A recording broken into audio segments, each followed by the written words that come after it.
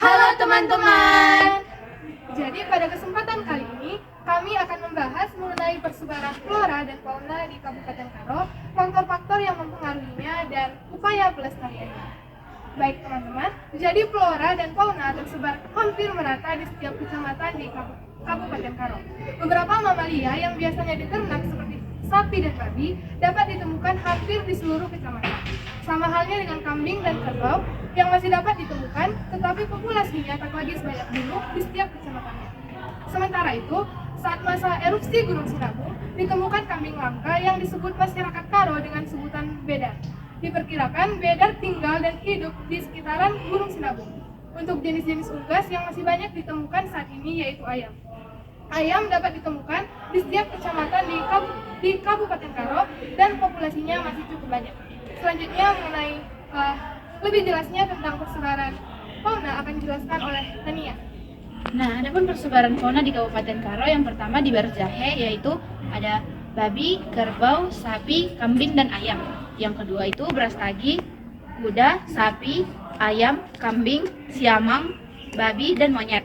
Yang ketiga Dolat Rakyat, yaitu ada kuda, ayam, babi, kambing, sapi. Yang keempat ada Juhar, itu ada sapi, kerbau, kambing, babi, dan ayam.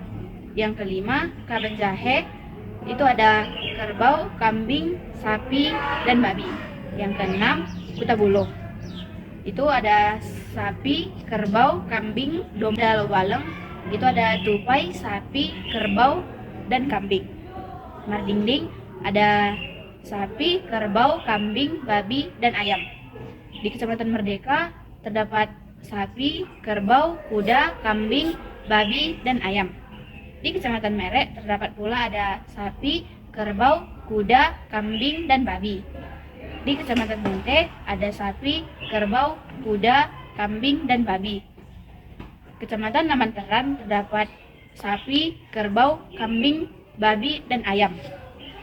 Yang selanjutnya itu Payung, ada sapi, kerbau, kambing, babi, dan ayam.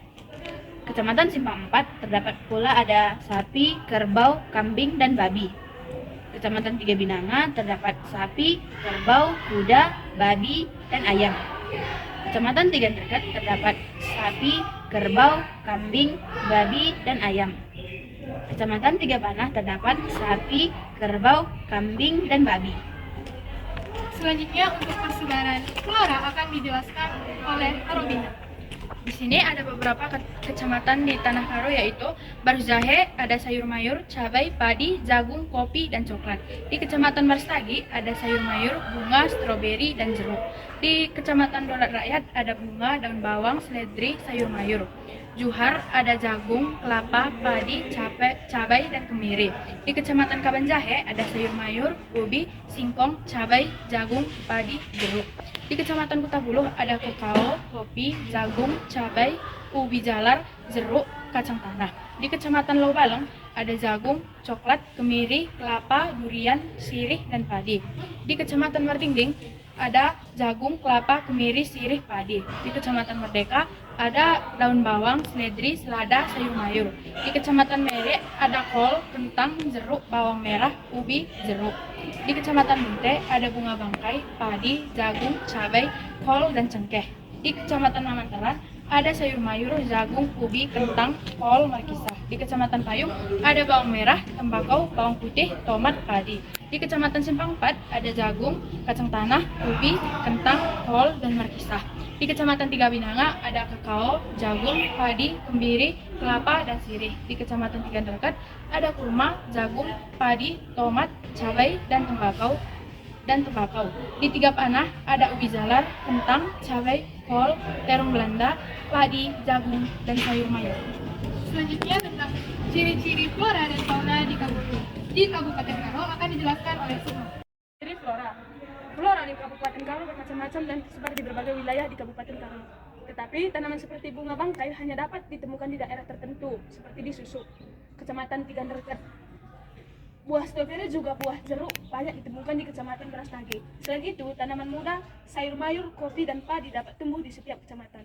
Namun, padi lebih tumbuh dengan baik di daerah yang sedikit panas dan didominasi persawahan seperti Martinding, Lobalang, Tiga Binanga, Kuta Bulu, Johar, Munte, Payung, bahkan Baru Jahe. Selain itu, di Tiga Rekot juga masih dapat ditemukan tembakau. Ciri fauna. Fauna di wilayah Kabupaten Karo cenderung fauna mamalia seperti sapi, kambing, kerbau, anjing, monyet, bahkan si amang atau ibau. Keong sawah atau cih masih banyak ditemukan di wilayah persawahan di Kabupaten Karo. Untuk unggas di Kabupaten Karo masih sangat banyak ditemukan di Kabupaten Karo, yaitu ayam dan bebek.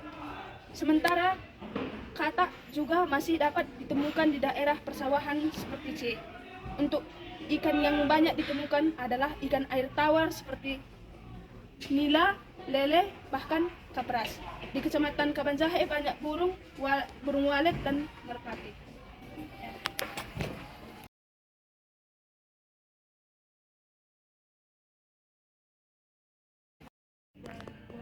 Faktor cuaca dan iklim. Kabupaten Karo terletak pada 2 derajat lintang utara sampai 3 derajat lintang utara dan 97 derajat bujur timur sampai 98 derajat bujur timur. Hal ini menyebabkan Kabupaten Karo beriklim tropis sehingga cocok sebagai tempat hidup habitat berbagai jenis flora dan fauna. Sayur mayur seperti wortel, sayuran hijau dan sebagainya dapat hidup dan tumbuh dengan baik di Kabupaten Karo.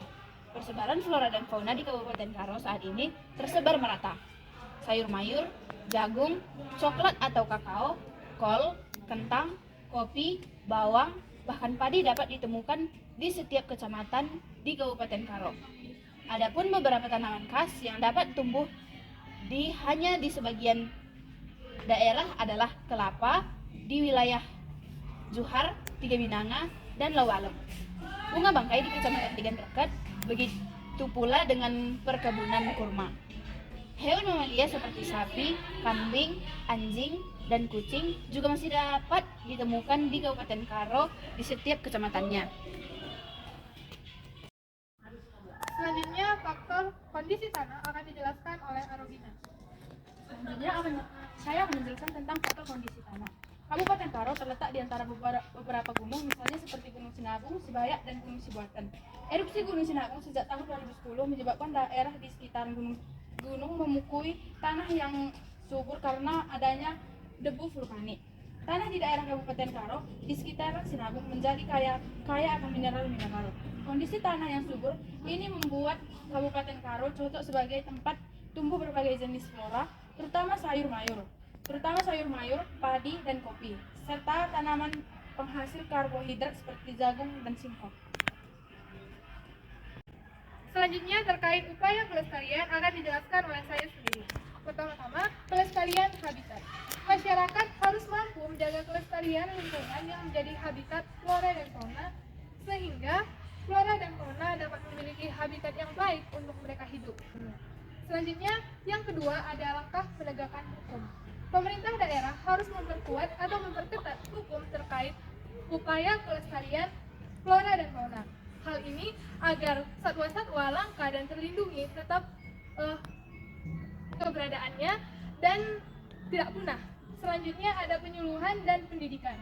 Penting untuk dilakukannya penyuluhan guna meningkatkan kesadaran masyarakat terkait pentingnya flora dan fauna. Selanjutnya, konsep lain yang dapat kita terapkan dalam hal ini adalah yang pertama, dengan menerapkan sistem tanam yang berbeda antara satu daerah dengan daerah yang lain, sehingga setiap daerah itu punya satu flora, khususnya flora yang betul-betul endemik di daerah tersebut, dan kegiatan ekspor dan perdagangan antar kecamatan atau antar daerah itu bisa berjalan lebih baik.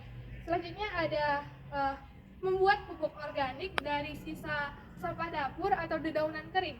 Ini tentunya bisa menjaga kelestarian lingkungan karena dapat mengurangi sampah-sampah organik karena pemanfaatan yang baik oleh masyarakat.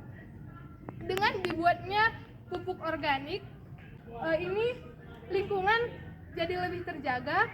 Selanjutnya adanya pupuk organik cair atau pupuk organik membuat tanaman lebih subur dan juga tidak merusak kondisi tanah.